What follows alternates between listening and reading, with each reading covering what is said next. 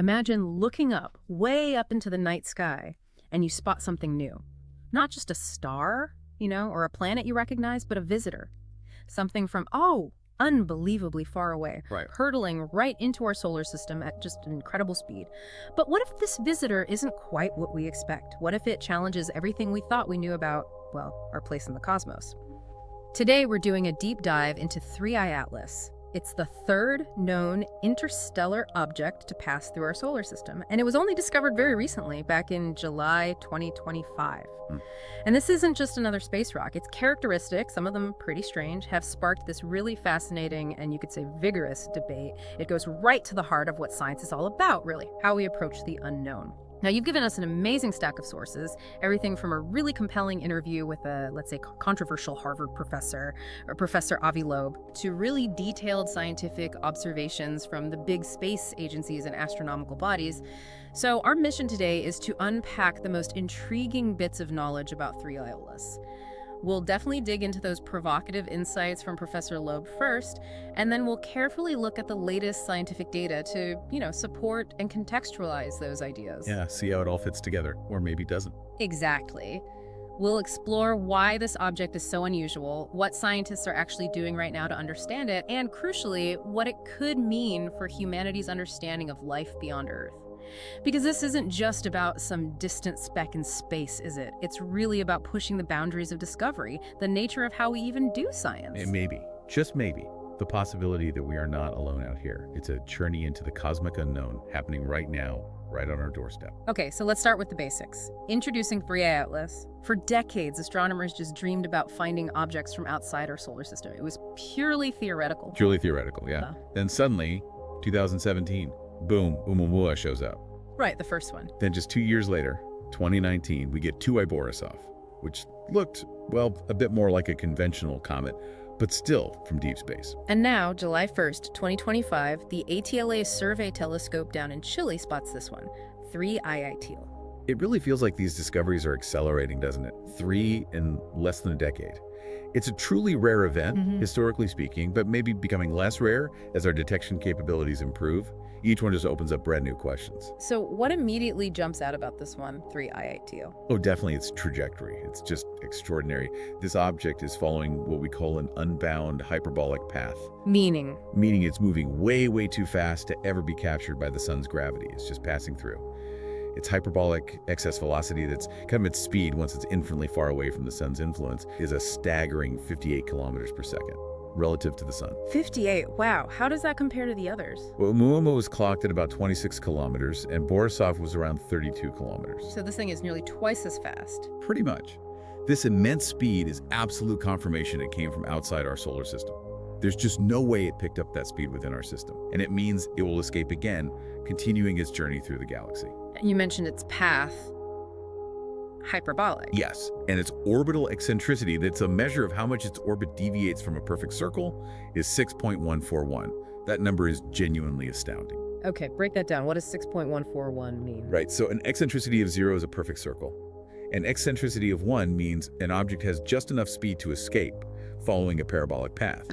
Anything over 1 is hyperbolic, meaning it's definitely escaping. Oumuamua was about 1.2, Borisov was maybe 3.4. And this is 6.141? Exactly. It's off the charts compared to the others. At 6.141, it isn't just escaping, it's barely even curving. It's practically moving in a straight line as it slices through our solar system. It's got the highest eccentricity of any interstellar object we've seen. So this isn't just a passerby, it's a cosmic speed demon on a laser straight path through our galactic backyard. That's a pretty good description, yeah. It's a true cosmic enigma. Moving at a speed our solar system just couldn't have given it. And as it zips through, why should we here on Earth really care about such a fast, distant object? What could it possibly tell us? Well, that's the key question, isn't it? What secrets could it hold about the universe beyond our immediate neighborhood? Think about it. It's a messenger from out there. It could tell us about how other star systems formed, what materials are common in interstellar space. It's not just a rock. It could be an artifact, maybe even a time capsule. A time capsule? Carrying clues about environments that formed perhaps long before our own sun and planets even existed. Precisely. Okay, so let's dig into the anomalies. What makes 3I Telia so intriguing and, controversial?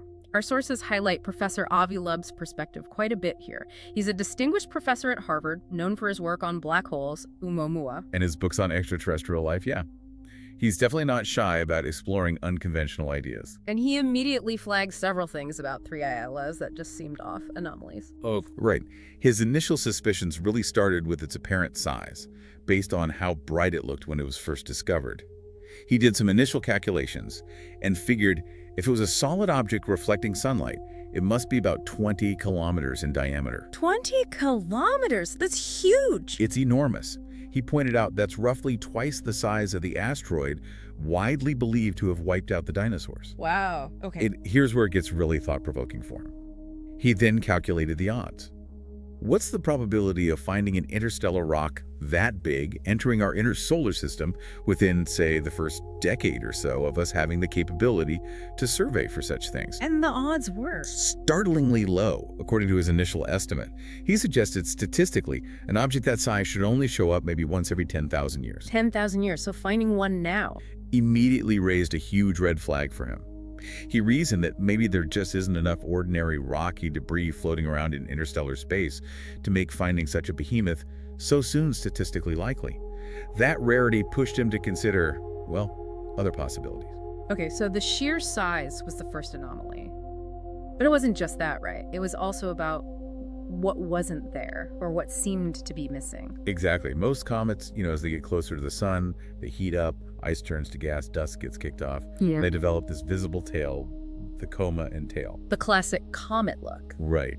But the initial images from the Hubble Space Telescope, which has amazing resolution, showed 3I Alice, and Professor Loeb noted it seemed to have this glow in front of the object, but in his words, nothing trailing it. No tail. Or at least, not an obvious classic one. He specifically pointed out the apparent lack of evidence for the kind of gas signatures you'd typically expect around an active comet. That seemed very unusual to him. He reasoned, okay, if this glow is just reflected sunlight off dust, and if the nucleus is actually small but surrounded by a dust cloud, then the sun's radiation pressure should push that dust behind the object, creating a tail. Since that wasn't clearly observed initially, he wondered, maybe the glow came from much larger dust particles that don't reflect light efficiently. Or maybe the object really was just too large to be a typical comet, producing such a small, foreshortened tail from our perspective. The absence of a clear, conventional tail for something so bright was a big point of curiosity. Okay, size, lack of tail. What else? The trajectory. Yes, the trajectory really caught his eye. He described its path as fine-tuned. Fine-tuned? How so? Well, first, it's moving almost within the plane of our solar system's planets, the ecliptic. Its inclination is only about 5 degrees off. He noted that as roughly a 1 in 500 chance occurrence for a random interstellar object. Okay, that's quite a line. And even more intriguing to him was the timing. He calculated the timing of its arrival seemed fine-tuned to within 1 part in 20,000, allowing it to make relatively close passes by Mars, then Venus, and later Jupiter. So these close passes to multiple planets. From his perspective, these precise alignments suggested something maybe beyond just random chance. He actually speculated that such a fine-tuned approach implies it was designed to visit us, rather than being a purely random, coincidental flyby. Designed to visit us, that's a bold claim. It is. It suggests an intentionality that would be highly unlikely for just a natural chunk of rock tumbling through the galaxy. And there was something else about its closest approach to the sun, its perihelion, that added to the mystery. Yes, absolutely. 3I Atlas is on a retrograde orbit. It's moving opposite to the direction Earth orbits the sun, which is already unusual for objects within our solar system, let alone from outside. But the crucial part is when it reaches perihelion, its closest point to the sun. That happens when Earth is on the completely opposite side of the sun. So we can't see it then. Exactly. It enters what's called solar conjunction. It'll be hidden behind the sun from our viewpoint. Professor Loeb speculated this hidden passage could be an opportunity maybe for it to do a maneuver or release mini probes without us being able to observe it from Earth. Convenient timing. He also noted its origin direction from near the galactic center. A very star-crowded region made it intrinsically hard to find initially. So you add all these things up. The apparent initial size, the lack of an obvious tail, the fine-tuned trajectory, the hidden perihelion. It paints a peculiar picture. It certainly led him to propose his own way of assessing these things. Right. These anomalies prompted him to create the Loeb scale. It sounds like an attempt to quantify the weirdness, basically. Pretty much. He defines it as a simple scale from 0 to 10. 0 means it's definitely natural, a rock, a comet, no question. 10 means it's definitely technological. Maybe it maneuvers clearly, emits artificial signals, sends us a message, The message would probably clench it, yeah. You'd think so. So where does he place 3I Atlas on this scale? As of his interview, he ranked it at a 4. A 4 out of 10. What does that 4 really tell us? Is it like a 40% chance it's alien tech? He clarifies it's not quite a strict probability. A 4, for him, signifies it's on the threshold of being considered seriously as a technological object, but it's not yet there.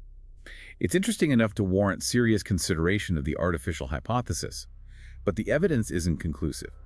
He really emphasizes that science is work in progress. We get more data, the rank might change. It could drop down to 0 if clear cometary evidence emerges. Or, hypothetically, it could climb towards 10 if something truly inexplicable happens, and in that case, he jokingly suggests the stock market may crash. Right. It underlines the potentially massive implications if it wasn't natural. The societal impact would be huge. Absolutely immense. Now, Professor Loeb is quite open about the fact that he's received a lot of pushback from other academics, and he mentions some of it felt quite personal. This isn't just a dry scientific disagreement, is it? No, it definitely touches on the culture of science, how new or challenging ideas are treated, especially when they border on topics like extraterrestrial intelligence, which carries a lot of historical baggage, How does he frame that pushback? He uses it as a chance to reflect on the scientific method itself. For him, the driving force should always be curiosity. He says all questions should be on the table. The goal, he stresses, isn't to assume an answer beforehand, but to use data and evidence to answer them. He explicitly warns against censoring questions just because they seem unlikely or uncomfortable. He contrasts that with being dogmatic. Exactly. He draws a line between a dogmatist, who will worry that the data may falsify the dogma they already believe, and a real scientist. A real scientist, he argues, should welcome data that changes our views because we learn something new, even if it overturns cherished ideas. He feels if we assume we know the answer, like assuming all interstellar objects must be natural rocks or comets, we risk confirmation bias, bending the evidence to fit, and potentially missing something genuinely new. He has that great example about the Tesla Roadster, doesn't he? He does. It's quite pointed. He reminds us that when SpaceX launched Elon Musk's Tesla Roadster into space, astronomers initially cataloged it as just another near-Earth asteroid, giving it an asteroid designation. Right, because it looked like a moving point of light. Precisely. His point is, if we can misclassify our own technology as a natural object, why should we assume that our neighbors are less capable than we are? Why assume any unusual interstellar object must be natural? It's a call for open-mindedness. Very much so. He calls objects like 3I Atlas a blind date. You shouldn't form a strong opinion before you actually observe and gather the facts. Examine the data agnostically without preconceived notions, he argues. That's the only way to genuinely discover something unexpected. Okay, so while Professor Loeb's points are definitely thought-provoking, pushing boundaries, the wider scientific community hasn't just been listening, they've been observing, gathering more data. What are the key pieces of evidence that have come in since those initial observations, the ones that directly address Loeb's anomalies? How have they reshaped the picture? Yeah, and this is where the scientific process really kicks in. That initial, very large size estimate Loeb based his rarity argument on, that's been significantly revised. Higher resolution images, especially from the Hubble Space Telescope taken in July 2025, allowed astronomers to better separate the actual solid nucleus from the fuzzy coma surrounding it. So the initial brightness was misleading. Exactly. The bright reflective gas and dust cloud, the coma, made the whole thing look much bigger and brighter than the nucleus actually is. The latest estimates put the nucleus diameter somewhere between maybe 0.32 and 5.6 kilometers. That's a big range, but... It is. It shows it's still tricky to pin down precisely. But the crucial point is the most likely diameter is now thought to be less than 1 kilometer. Less than 1 kilometer compared to the initial 20. Yes. That completely changes the rarity calculation. An interstellar object under 1 kilometer showing up isn't nearly as statistically shocking as a 20-kilometer one. It fits much better with expectations based on the presumed population of smaller interstellar wanderers. Plus, estimates of how much dust it's losing also independently suggest a nucleus probably under 1 kilometer, similar in size to the previous interstellar comet, 2I Borisov. Okay, so the size anomaly seems largely resolved by better data. What about the missing tail? Right, that initial observation of a glow in front but nothing trailing. Subsequent observations have pretty definitively confirmed that 3I Alice is an active comet behaving largely as expected. It clearly possesses a distinct coma, that cloud of gas and icy dust escaping. In fact, NASA's TESS satellite, the Transiting Exoplanet Survey satellite, which scans huge swaths of the sky, actually detected signs of cometary activity from 3I Alice way back in May 2025, even before its official discovery. Back then, it was still really far out, about 6.4 astronomical units from the sun. 6.4 AU, that's like past Jupiter's orbit, isn't it? Well past Mars, getting towards Jupiter, yeah. Nearly 1 billion kilometers out. Seeing activity that far away tells us that very volatile ices, things like frozen carbon dioxide or carbon monoxide, not just water ice, must be sublimating, turning straight to gas. That's typical for pristine comets coming in from the deep freeze of interstellar space for the first time. So that glow in front that Loeb mentioned, how is that explained now? That's now clearly identified as a dust plume being ejected primarily from the sunlit side of the nucleus. Given the specific geometry, its retrograde orbit, the viewing angle from Earth, the way sunlight hits it, means the ejected material can indeed appear to stream out ahead of the nucleus from our perspective. It's a known effect for some distant comets. It's not that there's no tail, it's just that the main dust ejection points somewhat towards us, or ahead of the nucleus in its orbital path. Okay, that makes sense. So there is a tail, just maybe not the obvious classic one initially. Exactly. And while it was faint at first, those later Hubble images from July did reveal a very subtle broad tail, pointing generally away from the sun, as you'd expect from solar radiation pressure pushing the dust particles. Its broad appearance suggests maybe small dust particles ejected at high speeds. Plus, sometimes the anti-sunward tail can point almost directly away from Earth, making it look foreshortened and mostly hidden behind the brighter coma. So the missing tail seems to be more a case of faint and geometrically tricky to see tail. And have we actually detected the stuff comets are made of? Like water? Absolutely. This is probably the most compelling evidence. Spectroscopic observations breaking down the light from the comet to see its chemical fingerprints were done by several major telescopes: Gemini South, NASA's Infrared Telescope Facility, the Swift Observatory. Between July and August 2025, they confirmed the presence of waters, ice grains, water vapor, and crucially hydroxide ions, which is a breakdown product of water vapor hit by sunlight. Water, the classic comet ingredient. The classic. Finding water definitively really strengthens the natural comet hypothesis. Its coma also has that reddish color and lacks sharp spectral features, which is consistent with other comets and D-type asteroids. That suggests complex organic gunk, maybe tholins, formed by cosmic radiation over long periods. So the evidence for it being an active, water-rich comet seems pretty strong now. It does. While we're still hoping telescopes like JWST will detect those super volatile ices like CO and CO2, the clear water activity, the dust production, the developing coma, and subtle tail, all point very strongly towards a cometary nature. Okay, that addresses the size and the tail. What about the fine-tuned trajectory that Professor Loeb found so intriguing, the alignment with the planets? Right. While it is true that its orbit is retrograde and inclined only about 5 degrees to the ecliptic, making it seem oddly aligned with our planetary plane, the scientific data clarifies a couple of things. First, it's not going to come exceptionally close to Earth. Its closest approach is 1.8 AU. That's almost twice the Earth-Sun distance, about 269 million kilometers away. No threat whatsoever. Okay, good to know. And while it will pass relatively close to Mars, about 0.19 AU, Venus, 0.65 AU, and Jupiter, 0.36 AU, that apparent alignment, while statistically interesting perhaps, could simply be, well, coincidence. Just random chance. In the vastness of space, with countless objects moving on countless trajectories over billions of years, seemingly improbable alignments are bound to happen occasionally just by chance. The probability of any specific object having this exact alignment might be low, but given enough objects, some object will have an alignment like this. Most astronomers see it as likely coincidental rather than evidence of intelligent design. So putting it all together then, what's the bottom line from the broader scientific community? The overwhelming consensus among astronomers, now folks like Chris Lintott at Oxford, Daryl Seligman, who published one of the first detailed studies on it, is that 3I Atlas is indeed an active interstellar comet. They argue, quite reasonably, that extraordinary claims need extraordinary evidence. And the evidence gathered so far, especially the more recent detailed observations confirming cometary activity, just doesn't support the artificial object hypothesis. It really looks like a comet. It highlights the scientific process, doesn't it? Anomaly reported, sparks interest, more data gathered, understanding refined. Absolutely. That's exactly how it's supposed to work. The initial puzzles push for better observations, and those observations seem to be converging on a natural explanation. Okay, so if it's an interstellar comet, the next big questions are, where did it come from? And maybe even more mind-blowing, how old is this thing? Right, and this is where its story gets truly fascinating, connecting us to the deep history of the Milky Way.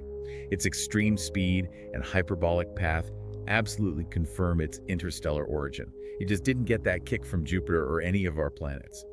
Scientists have traced its path backward, out into interstellar space. It appears to have come from the direction of the constellation Sagittarius. Sagittarius, that's towards the center of our galaxy, isn't it? Exactly, near the Milky Way's galactic center. And interestingly, it came from the southern celestial hemisphere. That was a bit unexpected. Why unexpected? Well, the sun is moving relative to nearby stars, towards a point called the solar apex, which is in the northern constellation Hercules. The initial thinking was we might see more interstellar objects coming from that general direction, like cosmic headwinds. Ah, okay. But 3I Tyches comes from the south. So either it's just a rare one that happened to come from that direction, or perhaps interstellar objects originating from the southern galactic regions are actually more common than we first assumed. It challenges some of our earlier models. Okay, origin direction noted. But the age. Yeah. You mentioned that's perhaps the most mind-bending part. It really is. This isn't some recently ejected piece of debris. Analysis of its motion, particularly its high velocity perpendicular to the plane of the galaxy. It's up and down motion, basically. Right. That suggests it belongs to what astronomers call the Milky Way's thick disk population. Thick disk. Yeah, our galaxy has different components. There's the thin disk, where younger stars like our sun mostly reside, and then there's this older, puffier, more diffuse, thick disk surrounding it. The thick disk is mainly made up of older stars that formed much earlier in the galaxy's history, often with fewer heavy elements. And 3I Atlas seems to belong to that older population. Its velocity signature strongly suggests it does. Based on that, studies have tried to estimate its age. One led by Matthew Hopkins puts it with about 68% confidence, somewhere between 7.6 and 14 billion years old. 14 billion. Billion with a B. And just to check, an independent analysis by Astor Taylor and Daryl Seligman came up with a similar range, maybe 3 to 11 billion years old. Yeah. The ranges overlap significantly. Let's just pause on that. 3 to 14 billion years old. Our entire solar system is only about 4.6 billion years old. Exactly. That's the truly staggering part. 3I Atlas is very likely older than the Earth, older than the Sun, older than our entire solar system. It could easily be the oldest comet we've ever observed. So it's been wandering the Milky Way for eons. For literally eons, we can't possibly trace it back to its specific parent star. Over billions of years, its orbit would have been scrambled countless times by gravitational encounters with other stars and giant molecular clouds as it journeyed across the galaxy. A true ancient wanderer. Absolutely. And the fact that we detected water suggests it probably formed far out in its original star system, beyond the snow line where water could freeze solid. Then, sometime after forming, maybe billions of years ago, it likely got kicked out, perhaps by a close pass with a giant planet in its home system, or another star passing by, and it's been drifting through interstellar space ever since. It's not just a comet, it's like a fossil from the early galaxy. That's a perfect way to put it. Imagine the stories it could tell. It's a tangible piece of the early universe, potentially carrying clues about the conditions and the chemical makeup of star systems that formed long, long before ours. It's a direct sample of galactic history. So this ancient visitor is passing through. Can we actually, go out and see it, point a telescope at it? Unfortunately for most people, probably not directly. 3I is relatively faint. Wow. It's not expected to get any brighter than about apparent magnitude 11.5. And magnitude 11.5 means? It means it definitely won't be visible to the naked eye, even from a perfectly dark site. And it's likely too faint, even for standard binoculars, like typical 50mm ones. So you need a decent telescope. You'd need at least a 3 to 4.5-inch aperture smart telescope, the kind designed for imaging faint objects, or a larger traditional telescope. It's really one for the dedicated amateur astronomers with good equipment, or professional observatories, of course. Okay. And when is the best time to try and spot it for those who do have the gear? Well, it's been observable after sunset, moving through the sky from July to September 2025. Back in July, it was really faint, like magnitude 17.5 down in Sagittarius. It brightened through August in Ophiuchus. During September, it should brighten further, from maybe magnitude 14 up to that peak of around 11.7 as it moves through the constellation Libra. But then there's that solar conjunction thing. Right. As it gets closest to the sun around October 29th, It passes behind the sun from our perspective. So during late October and early November, it'll be unobservable. Hidden by the sun's glare. Exactly. It'll reappear in the morning sky just before sunrise, sometime in November. But by then, it will already be fading as it moves away. It'll pass through Virgo and Leo, likely dimmer than magnitude 12 by December. So that September window is probably the best bet for imaging it. Okay, so even if most of us can't see it directly, our most powerful eyes in the sky, our big telescopes, are definitely trained on it. What are they looking for specifically? What secrets can they unlock? Oh yeah, the big guns are definitely on the case. Hubble, as we mentioned, already got those crucial images to refine the size estimate and confirm the coma. Hubble's great for sharp, visible light pictures. It's also scheduled to do ultraviolet spectroscopy in November 2025. UV light is really good for picking out specific gas emissions. They'll be looking closely at the sulfur to oxygen ratio. Why is that ratio important? It can tell us something about the temperature and chemical conditions where the comet originally formed, potentially distinguishing it from comets born in our own solar system. Hubble will keep tracking it as it leaves, monitoring how its activity changes over time. And the James Webb Space Telescope, JWST. That's the really powerful new one, right? That's the game changer, especially for composition. JWST is scheduled to observe 3I Atlas in August and again in December 2025, so both before and after perihelion. JWST observes in infrared light, which is perfect for detecting the vibrational signatures of molecules, especially ices. It can identify specific compounds like water, carbon monoxide, CO, carbon dioxide, CO2, ammonia, the real building blocks. Things Hubble maybe can't see as easily. Exactly. Especially those super volatile ices like CO and CO2 that drive activity far from the sun. JWST can potentially see through the dust of the coma better to analyze the gases directly. Its first observations, using its NIR-SPEC instrument, were actually already done on August 6th. Oh, wow, so they have data already. They likely do, yes, though typically there's an exclusivity period, so that data probably won't be public for a few months. But knowing JWST is observing it is incredibly exciting. It gives us our best chance yet to get a really detailed chemical inventory of an interstellar object. And don't forget other observatories, too. The Vera-Rubin Observatory caught it during testing, tests saw its early activity. All this data together will give us an unprecedented picture. Now, going back to Professor Loeb's perspective, he had that specific test in mind, the duck test. Right. He basically said, look, by the end of September, as it gets closer to the sun, it should really start acting like a classic comet, if it is one. If it's a comet, he said, we should see it erupting and outgassing and creating a very thick plume of dust and gas around it. His logic is simple. If it cracks like a duck, walks like a duck, it's a duck. So if it develops a big, obvious coma and tail? He'd accept it as natural, rank it 0 on his scale. It shows he's open to the data, even if it contradicts his initial suspicions. It's a pragmatic stance. But he also had that interesting counter thought, didn't he? Even if it does act like a comet. He did. It's a fascinating wrinkle, he asked. If an artificial object traveled through interstellar space for potentially billions of years, wouldn't it naturally accumulate a coating of ice and dust on its surface? Like cosmic grime? Sort of, yeah. Yeah. He did a rough calculation suggesting that just burning off or ablating a layer perhaps only a millimeter thick from the surface of a hypothetical 20-kilometer object could actually generate the kind of glow currently observed and sustain it for 6 months or so. So even cometary activity might not be 100% conclusive proof against an artificial core, in his view. It seems that way. It implies that even if it quacks like a duck, a small question might linger for him. Is that quacking coming from deep within the duck, from pristine cometary ices? Or is it just the surface coating burning off an underlying structure?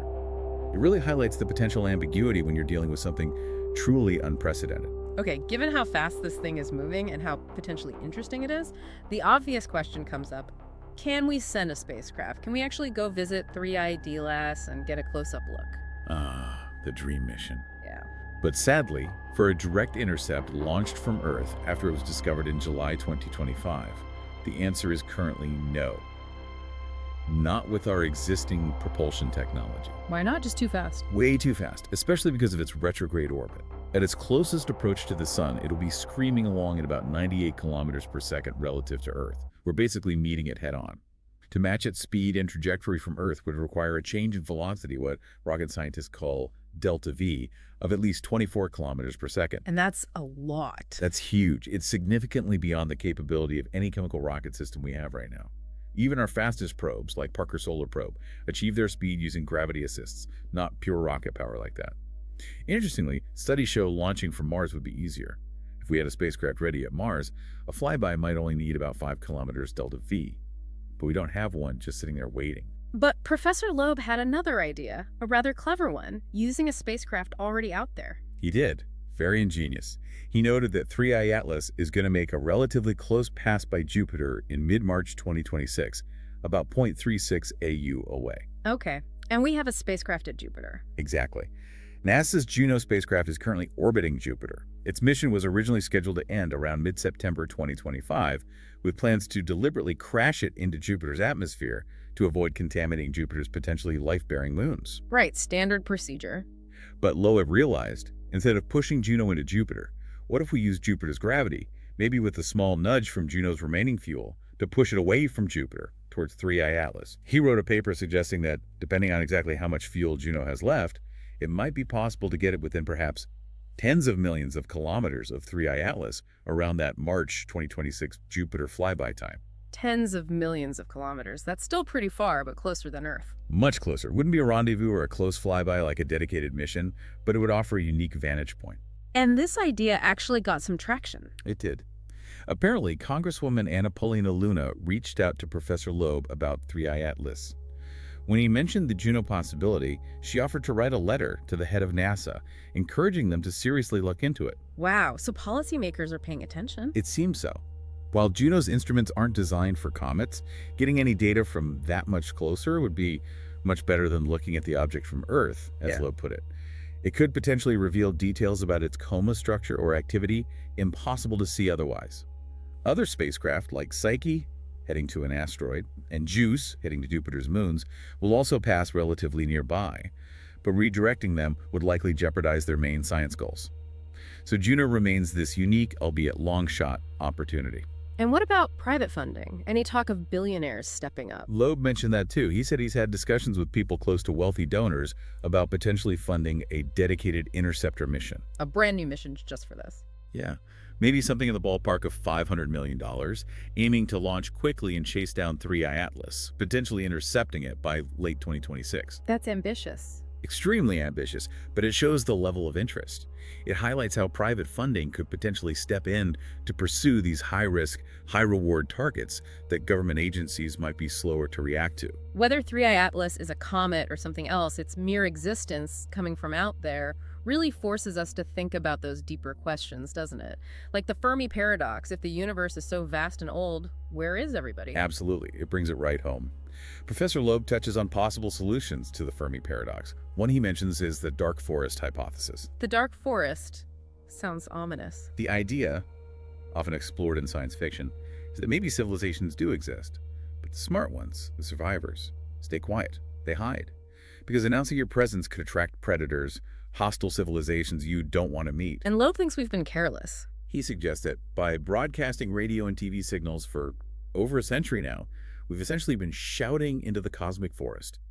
Those signals have reached maybe 100 light years out. He posits that if there are civilizations out there operating under dark forest rules, they might see a young, noisy, technological civilization like ours as a potential future threat, and maybe they might visit us as a precaution. A rather chilling thought. It is. He also plays with the travel time idea. He noted 3I Atlas took maybe 8,000 years to get here from the Oort cloud's edge, roughly the span of recorded human history, but then he flips it. What if an artificial probe started much closer, say, only about 1,000 times the Earth's sun distance away?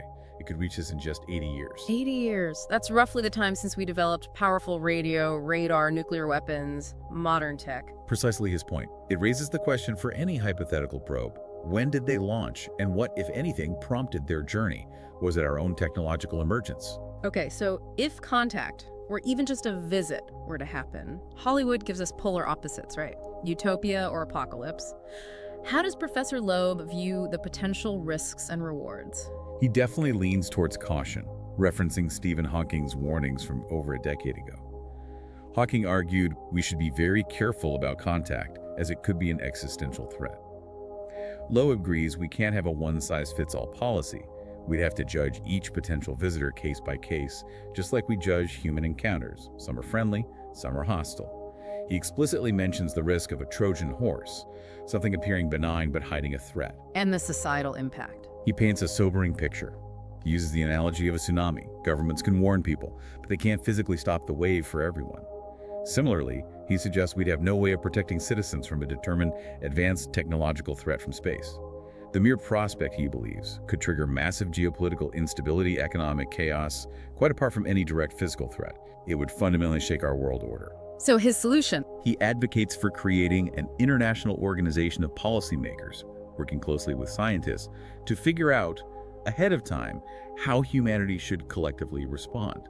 Because if something like that happens, national borders become pretty irrelevant. We'd all be facing it together. Given all this, does Professor Loeb personally believe aliens exist?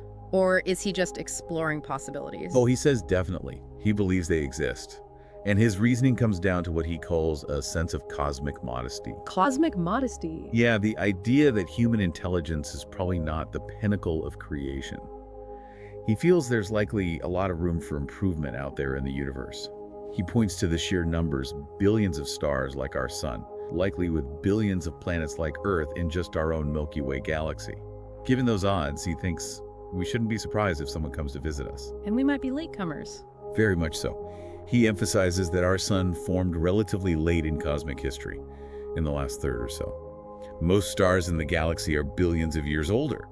That means other civilizations could have had billions of years head start on us to develop technology, maybe even interstellar travel. We're late to the party, as he puts it. Does he think we might have already been visited then? He thinks definitely. Again, looking at Earth's long history, 4.5 billion years, and the tiny fraction of that time humans have even existed, let alone been technological. He muses, perhaps somewhat speculatively, that maybe major events in Earth's past, perhaps even the emergence of intelligence, were facilitated by some interstellar gardener that came and visited.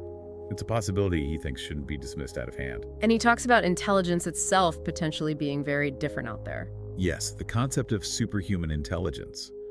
He argues our intelligence is biologically limited brain size, power consumption. But an advanced AI, or even a different kind of biological entity, could have cognitive abilities vastly exceeding ours. They might be able to manipulate physical reality in ways we simply cannot comprehend. He uses the analogy of a dog trying to understand its owner's complex life and motivations. We might be like that dog in the face of truly advanced intelligence. It brings a certain humility to our own understanding. Exactly. He connects it to our scientific understanding of the universe itself. We give Nobel Prizes, he points out, often to people who demonstrate just how ignorant we actually are. Think about dark matter and dark energy. We know they dominate the universe, but we still don't really understand what they are. It's a constant reminder that there's likely much more out there, both physically and intellectually, than we currently grasp. So let's wrap this up. We started this deep dive with 3I Atlas, this mysterious visitor from interstellar space found just this past July. We explored those really compelling, provocative questions raised by Professor Avi Loeb about its initial strangeness, the huge apparent size, the missing tail, the fine-tuned path. And then we balanced that with the hard data, the rigorous scientific observations from Hubble, JWST, and others that strongly suggest it is, in fact, an active comet, albeit a very old and fast one.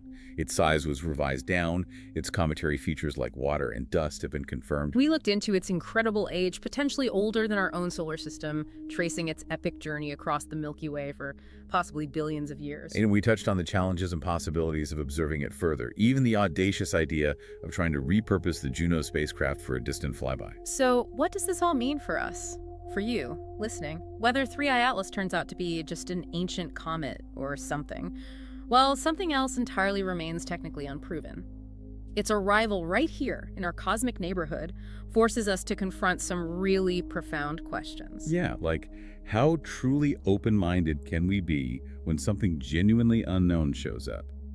Do we rush to fit it into existing boxes, or do we allow for the possibility of something completely new? And what if the biggest discoveries about life beyond Earth don't come from listening for faint radio signals from distant stars, but from objects that might already be visiting us? Objects that blur the line between what we consider natural and technological. It really makes you wonder, are we as a species truly ready to learn what's out there? What kind of cosmic neighbors might we eventually find? And perhaps just as importantly, what might they think of us, this noisy little planet? It's a lot to think about.